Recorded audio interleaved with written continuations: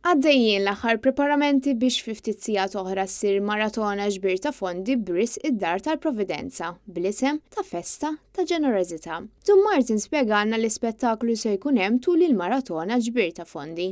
Fuq it-televiżjoni kollha wieħed jista' jsegwi din ix-xandira se jkollna wkoll spettaklu ta' kant mill-banda tal-Pulizija u kantanti lokali. U mbagħad fid-Dar tal-Providenza filgħodu se jkollna l-qudisa mill-Arċisqof li tkun imxandra wkoll fuq it-television. Il-maratona li se ssir fl-ewwel tas-sena se ssir mill-istudios ta' Wif ħal-Qormi biex bekk ir-residenti u l-ħaddiema tad-Dar tal-Providenza ma jkunux daqstant esposti għall-virus. Iżda kif ġew affettwat il-ħaddiema volontiera u residenti mill-pandemija tal-COVID-19. Ovvjament il-pandemija affettwatna b'modi differenti.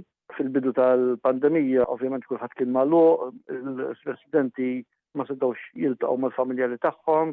L-lum studenti qed jerġgħu jiltaqgħu mal-familjari tagħhom, imma issa ovvjament minħabba surge il-COVID-19 qed noqogħdu aktar attenti. Wara kollox Father Martin għadda appell għall-għajnuna lill-pubbliku. Inħeġġeġ il-poplu Maltunoti biex għada ikun ġeneruż mad-Dar tal-Providenza kif dejjem kien. Il-maratona li se ssir bejn nofsinhar u nofs il-lejl se tixxandar fuq l-istazzjonijiet ewlenin fosthom Net Television.